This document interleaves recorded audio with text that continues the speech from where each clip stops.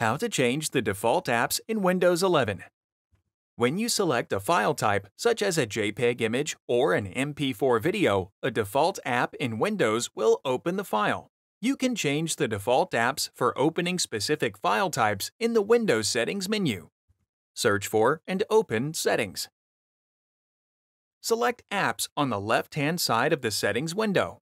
Select the Default Apps tile.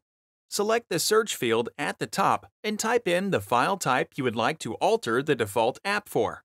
Select the default app that appears for that file type.